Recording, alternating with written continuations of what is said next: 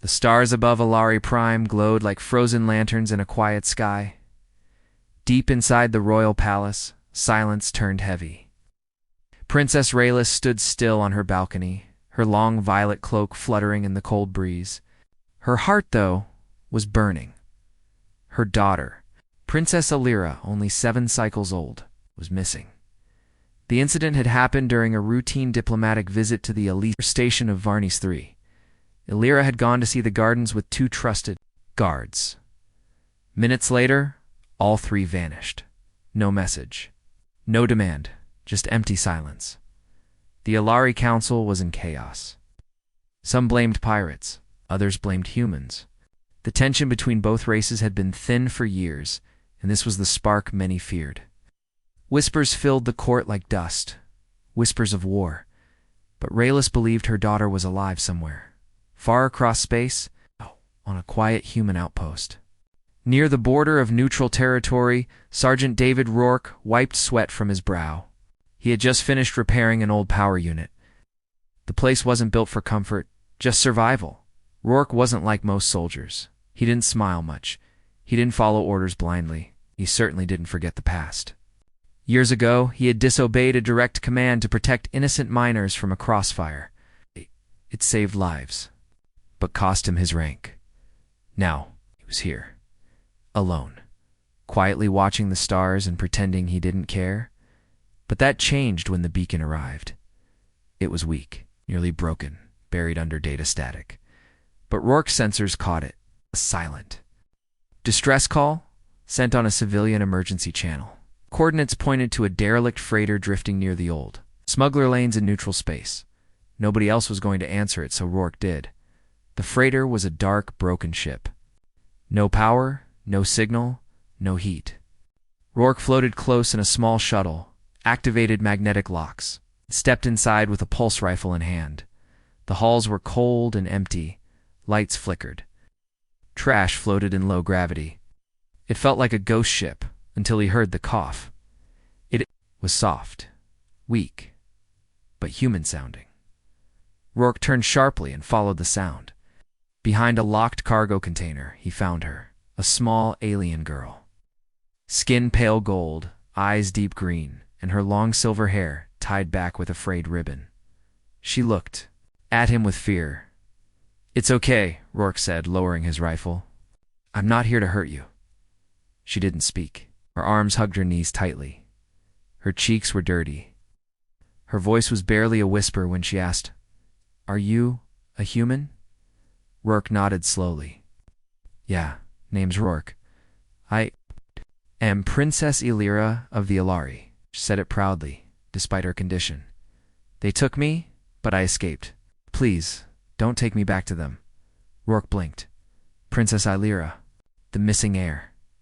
He kneeled carefully. "You're safe now, I promise. No one's taking you anywhere." Her eyes studied his. Then she nodded once, a royal gesture, even in a child. Rourke carried her to the shuttle, gave her warm food and water, and covered her with a thick coat.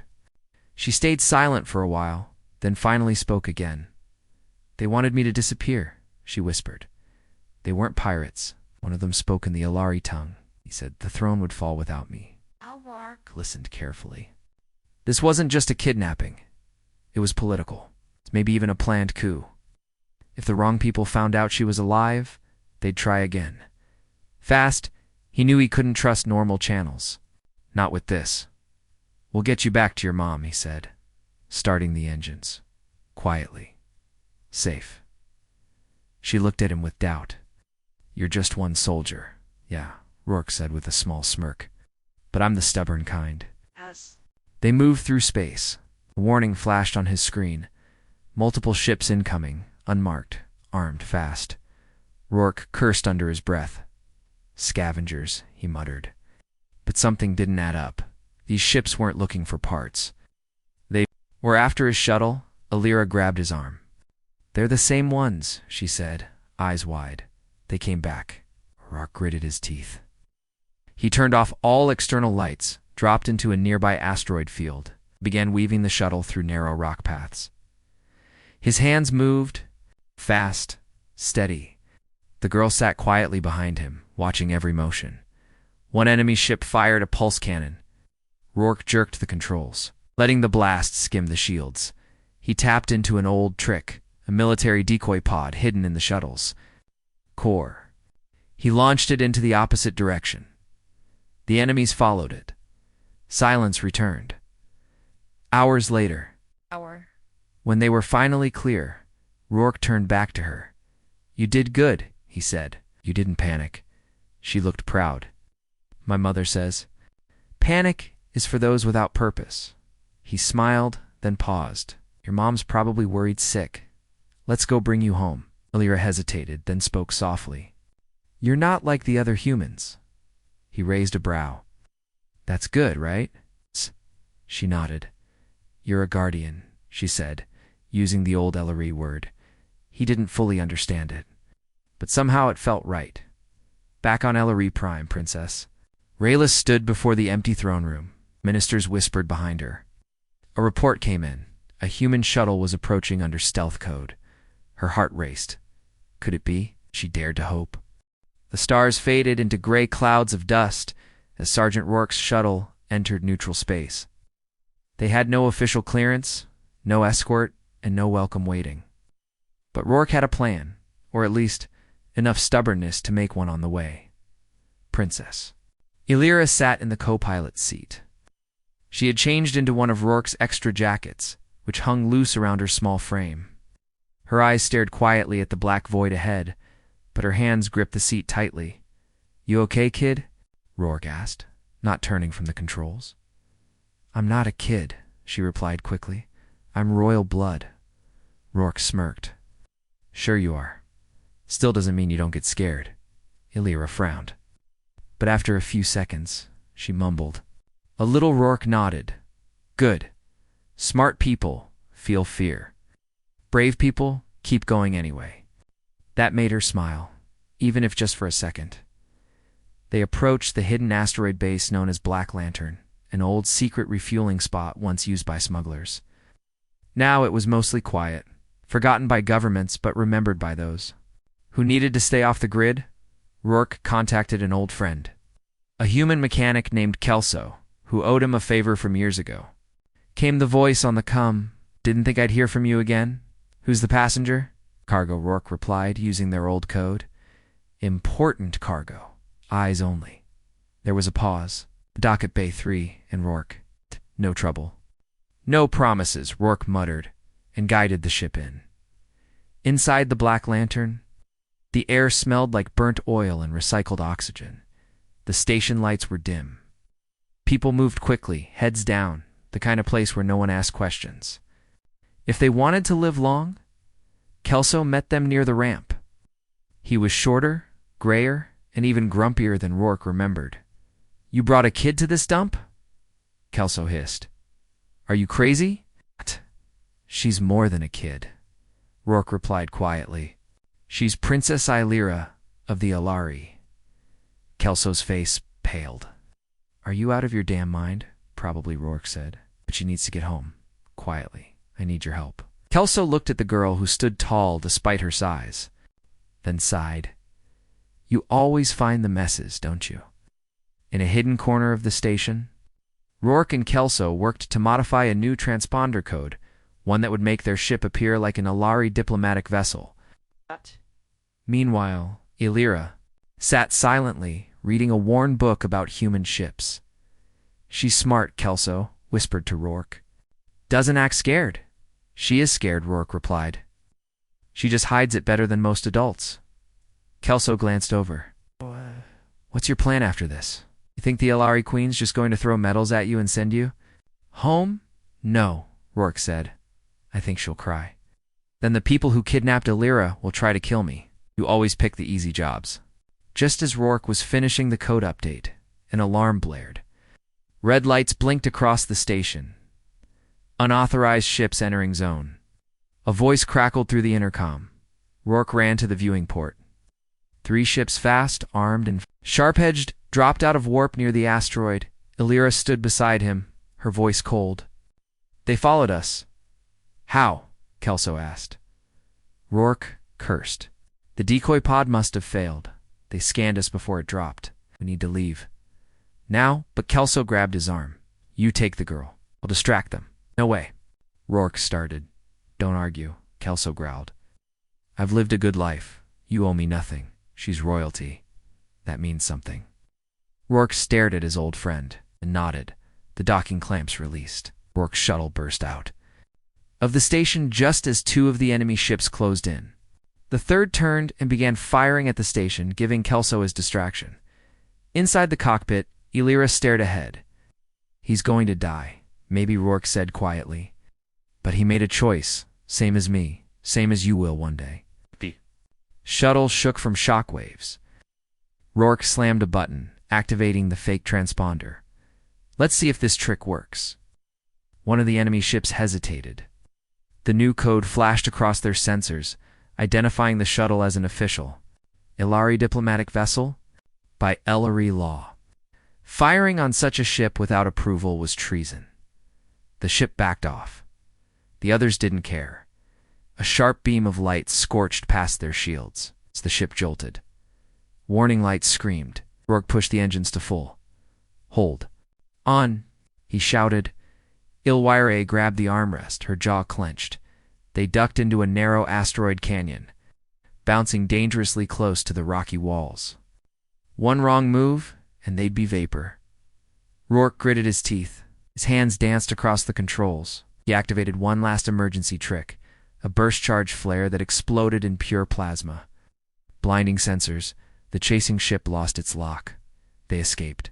Silence returned inside the shuttle. Rourke's knuckles were white. Illyra sat still. Are we safe now? She asked. For now, he said, finally breathing again, but it won't last. She nodded slowly. You saved me again. Saving's easy, Rourke said. Hard part's still coming? She looked at him. What's that? Getting you home without getting shot? Back on Ilari Prime, inside the dark chambers of the royal court, High Minister Velnor stood before a gathering of advisors. His voice was smooth, confident. It is time, he said, for Princess Raylis to let go of her grief. The heir is gone.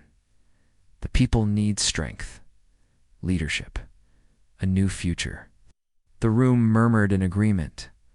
But far above the palace, a human shuttle approached silently, carrying the one person who could shatter Velnor's plan.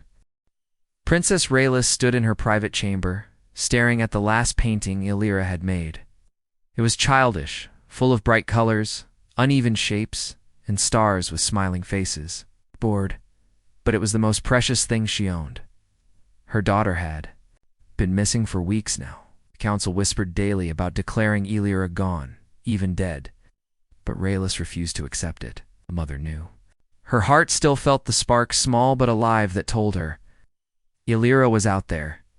She placed a hand gently over her chest and whispered, Come home, my star.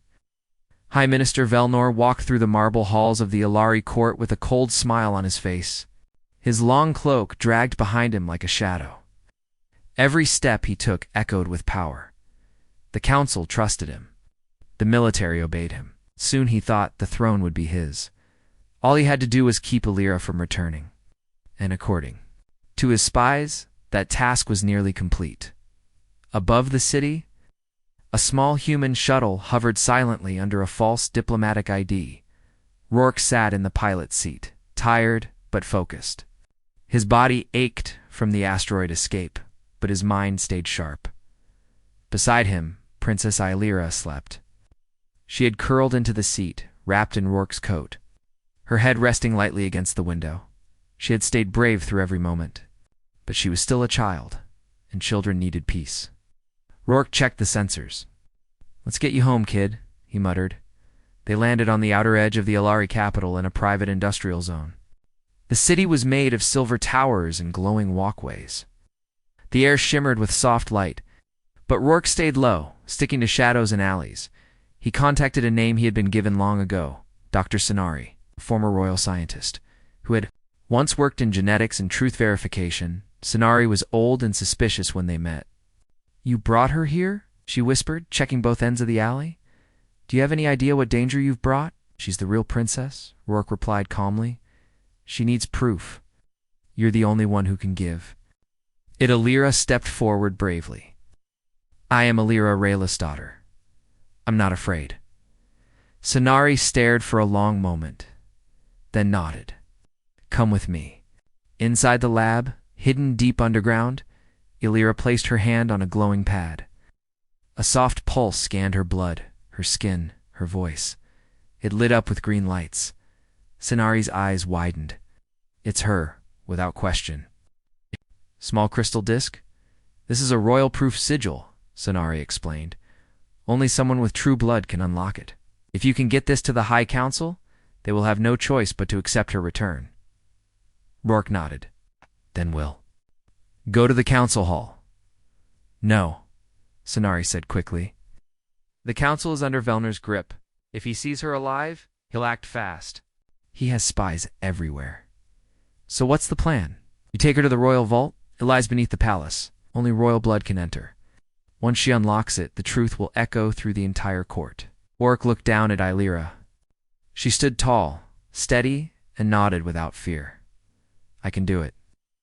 The journey to the palace was slow and dangerous. Guards scanned every corner of the city. Drones flew overhead. Rourke had to move through underground tunnels and abandoned transport routes. At one point, a patrol nearly spotted them. Illyra pressed close against a wall, her small hand gripping Rourke's tightly. He held a finger to his lips. Silent then moved again.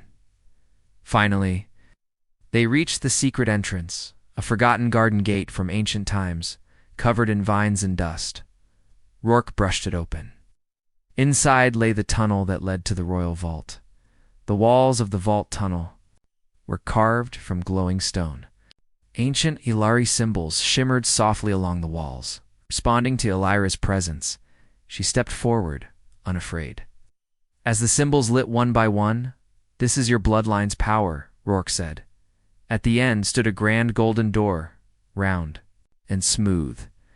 Without handles or locks, Illyra walked up and placed her palm in the center. A pulse of light filled the chamber. The door opened. Inside lay a throne of crystal. Around it hovered memory stones, recordings of the past only the true heir could access. Illyra stepped forward, touched one stone. A voice echoed through the vault. The voice of her grandfather, the former king. Only the truth can protect. The throne, let this vault speak it. One memory stone floated down. The royal skies of Ilari Prime shimmered with color as dusk fell, but the beauty above was not felt below. In the streets, people whispered of betrayal, of war, and of a lost heir. No one knew the truth. Only one person could break the silence, and she was on her way home. Sergeant David Rourke guided the shuttle through a narrow canyon far from the capital. He didn't trust the main ports. Too risky. He needed to move quietly, deep through the backlands of Ilari, to find a place where secrets could stay hidden. Beside him, Princess Illyra sat calmly, staring out the window. Her voice was quiet when she spoke. Do you know where we're going? Rourke nodded. To the cradle of fire. Illyra looked up at him, eyes wide. The ancient vault? That's real? It's real, he replied. Your mother told me about it once during a peace council. Said only true heirs of the royal bloodline can open it. It's how we prove you're really you. Illyra blinked slowly. Even the council can't argue with that. Exactly, Rourke said. Once we open it, we take the proof straight to your mother. The cradle of fire was hidden in the red wastes, a harsh desert of broken rocks and burning winds. Was a place no one visited unless they had to. Long ago, the first queens of Ilari hid royal secrets there. Protected by ancient machines and natural dangers, Rourke landed the shuttle behind a large cliff wall, out of sight. They gathered supplies, water packs, light armor, a tracker beacon. I'll carry the scanner, Illyra said. Rourke handed it to her. You sure you're ready for this? I have to be, she said firmly. They walked into the desert. As the twin suns rose, painting the sky in gold and blood-orange light, hours passed. The sun beat down hard, and the heat made the air shimmer. But Illyra never complained. She kept up with Rourke step by step. She was tired, but determined suddenly. The scanner beeped. Illyra stopped. There. She pointed below that stone arch. Rourke followed her finger. A strange ring-shaped rock sat half-buried in the sand. As they approached, he noticed symbols carved into the surface, old Alari language glowing faintly. Illyra placed her palm against the center. The stone hummed. Dust blew back. Sand shifted.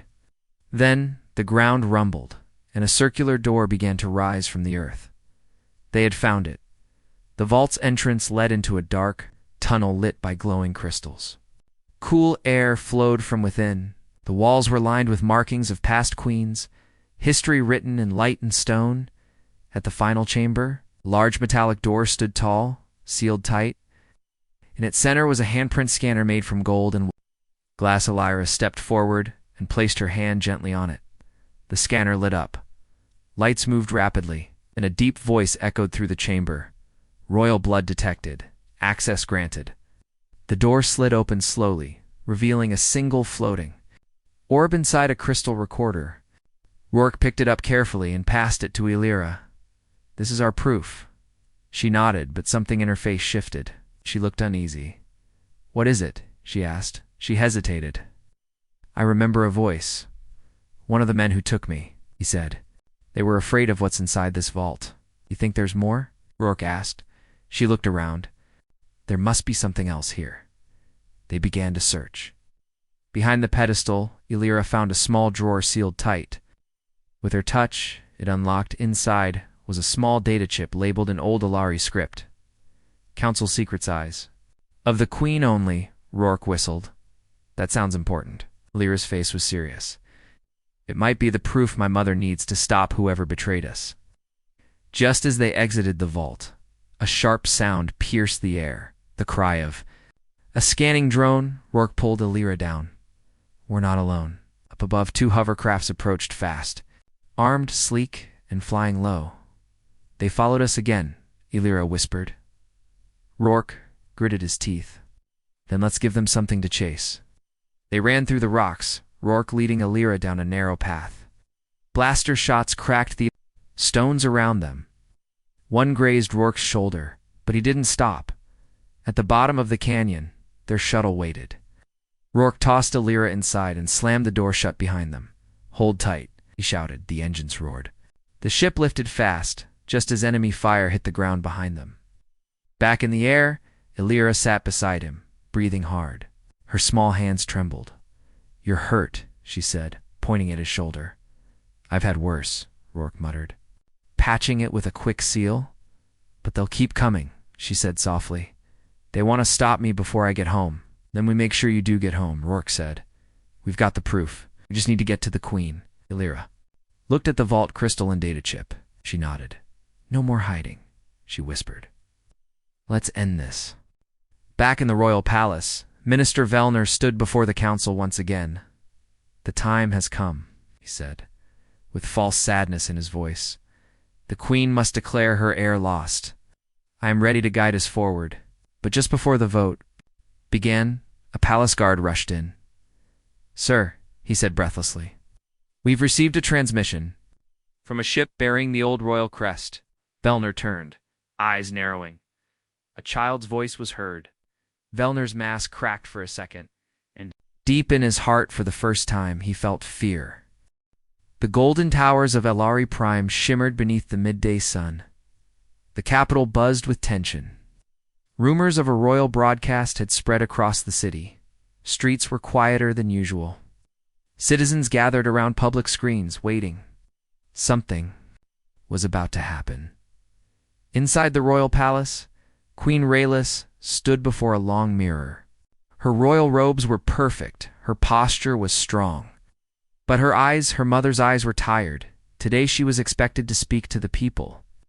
The council wanted her to declare the end of her daughter's line. Vellner would then be officially named regent.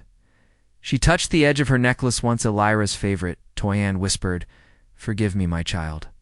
Across the city, deep within a secured air path, a human shuttle approached under high-security clearance.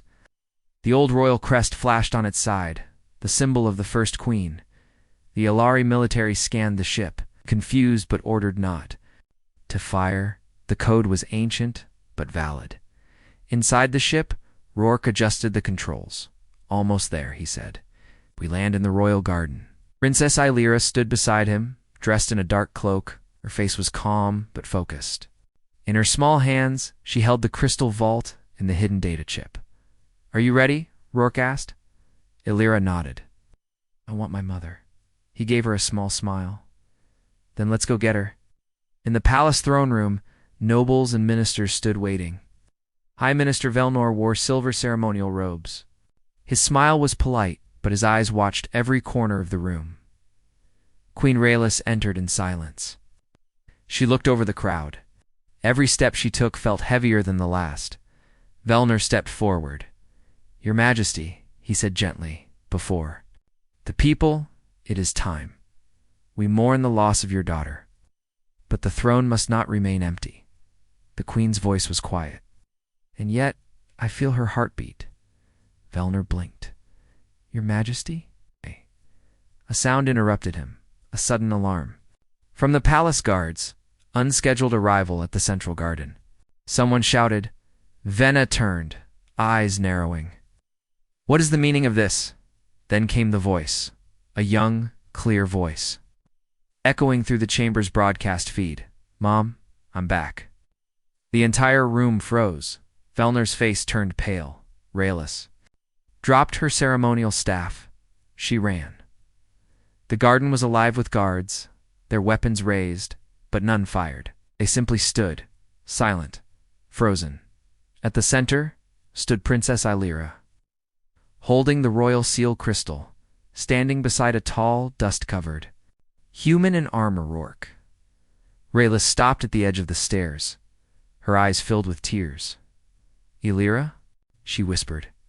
The child ran forward, arms open. Mom. Raylis dropped to her knees, catching her daughter in a tight embrace. Tears flowed freely as she kissed Illyra's cheeks again and again. You're alive. You're safe. Raylis sobbed. Illyra nodded, her voice trembling. He saved me. Rourke stood quietly in the background. He didn't move, didn't speak. He just watched, letting the mother and daughter have their moment. The throne room returned to life within the hour. Queen Raylis entered, this time with Princess Illyra holding her hand. The crowd stood in awe. Ministers bowed. Some wept. Benar stood still, face unreadable. This is not a ghost, Raylis declared. This is my child. She has returned. Illyra stepped forward and raised the vault crystal. I opened the cradle of fire. My blood proved my name. Gasps filled the room. Raylis continued, her voice strong. And more than that, she brought truth. She inserted the second data chip into the royal display. A projection lit the air. A recording played. Velnor's voice clear and cold. Once the child is gone, the Queen will break. Ow. The people will beg for strength, and that strength will be mine. The room fell into dead silence. Velnor tried to speak, but the guards surrounded him. You can't believe this, he began. I saw him with the men who took me, Illyra said bravely. He paid them. He told them to hide me forever. Queen nodded. You plotted against the crown, against my child, against peace. Velnor's pride shattered. The guards took him away. Later that night, Rourke stood on a balcony, watching the stars. Footsteps approached. It was Raylis. She's asleep now, the Queen said gently. Finally at peace. Rourke gave a quiet nod. She's stronger than most soldiers I've met. Raylis looked at him. You could have left her. You could have run. But you brought her home. She brought herself, he said. I just gave her the chance. She smiled. Truly, for the first time in many days, I'd like to offer you something, she said. A place here, as her guardian. Rourke blinked. Me, I'm no noble. No, Raylis agreed. You're better. You're loyal, brave, and she trusts you. Rourke looked up at the twin moons. After a long pause, he replied, I'll stay, but no fancy robes. Raylis laughed softly. Deal. The next morning, all of Alari watched as Princess Illyra stood beside her mother on the palace balcony. She waved to the people, smiling, strong. Rourke stood a few steps behind, quiet. Watchful, peace had returned to Ilari, but more than that, hope had returned. The days following Princess Elira's return were filled with joy, relief, and celebration. Across Ilari Prime, people danced in the streets, lit sky lanterns, and sang songs of homecoming. For many, it felt like waking from a long, dark dream. Inside the palace, the mood was calm and peaceful. No more hidden threats, no more lies. But for Sergeant David Rourke, peace was unfamiliar. He sat alone in the palace gardens, sharpening a small blade on a flat stone. Flowers bloomed around him, and alien birds chirped softly in the trees. Still, his mind was alert. He never fully relaxed. Footsteps approached. Lyra appeared, her crown slightly crooked and her hands behind her back. "You know," she said. With a grin, "most people sit on cushions in this garden." "I'm not most people," Rourke replied without looking up. She sat beside him on the grass. "I told my tutors you should teach Ilari history." Rourke raised an eyebrow. "I don't even know Ilari history." "You made some?" she said proudly. Rourke smiled slightly. The girl had changed. She still had her calm, royal posture. But now her voice carried more weight, more confidence. "You know," he said, "you're going to be queen someday." She nodded. "I know, and I'll remember everything you taught me." In the high court, Queen Raylis stood before the gathered ministers. With Ilira safe and Velnir in prison, the council was finally united. Old arguments faded. New hope grew.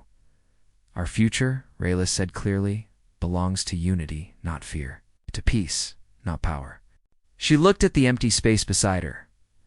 "I wish to recognize a man who reminded us of what courage truly is," she continued. "He crossed galaxies. He faced danger without asking for reward. And he brought my daughter home." At that moment, Rourke entered the chamber. He wore simple clothes, not royal armor, not a soldier's uniform, just a dark jacket and utility boots. Everyone rose to their feet. Rourke paused, clearly uncomfortable with the attention. "I'm not great with speeches," he muttered. "You don't need a speech," Raylis said gently. "You only need to accept what you already are, Illyra's guardian." He hesitated, then nodded. "If that means keeping her safe," he said, glancing at Illyra, "then I accept." The hall erupted into applause. Weeks passed. Rourke settled into life at the palace. He didn't like ceremonies or public events, but he found quiet joy in helping Illyra learn about the wider galaxy. He taught her how to read human maps, how to find safe paths in dangerous places, and how to ask the right questions. Sometimes they trained in the courtyard. She learned how to defend herself, not just with weapons, but with her mind. "You don't have to fight with fists," Rourke said one morning, tossing her a wooden staff.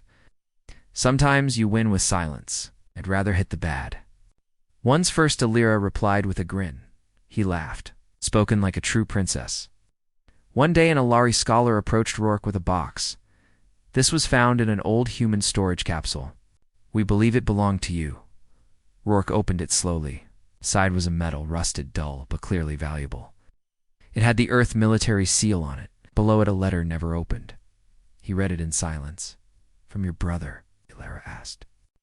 Peeking over, Rourke nodded. "He thought I was dead. I left without saying goodbye." She was quiet for a moment. "Do you want to go back?" Rourke thought deeply. He looked at the skies. "Maybe one day," he said. "But not yet." Peace between humans and Ilari grew stronger. With Velnir gone, old wounds began to heal. Trade increased. Culture was shared. Human diplomats visited the palace and returned with great stories. They all asked about the man who brought back the princess. Some called him a legend. Others called him a hero. But Illyra only called him one thing: my guardian. One evening, as the twin moons rose, Raylis joined Rourke in the garden. "She's different now," the queen said softly. "Stronger, wiser." "She earned it," Rourke replied. Raylis turned to him. "So did you." "Hey." He looked down at the soft grass, unsure what to say. "You still think you don't belong here?" she asked. "I'm just a soldier," he replied. You're more than that, she said. You're part of this family now. Rourke nodded slowly. He had lost much in the war. Friends, home, honor. But here, among stars and strangers, he had found something worth protecting. The next day, in front of a small group of Alarian human, guests Alira stood and gave a short speech. When I was taken, she said, I thought I would never return. But one person, someone who didn't know me, didn't need a help, chose to stand by me. He didn't save a princess, saved a little girl who missed her mother. She turned to Rourke. And now he is my guardian. It's not because of his strength, but because of his heart. Rourke looked away, trying not to smile too much. The crowd clapped. Some had tears in their eyes. Later that night, as the stars covered the sky, Alira sat with Rourke near the quiet fountains. You still have your ship? She asked. Always, he said. Think we'll ever need it again? He smirked. With you around? Probably. They both laughed. Then Alira leaned her head on his arm. I'm glad you didn't leave me. She said. I never planned to. Rourke said softly. He looked up at the sky. He wasn't just watching stars anymore. He was home.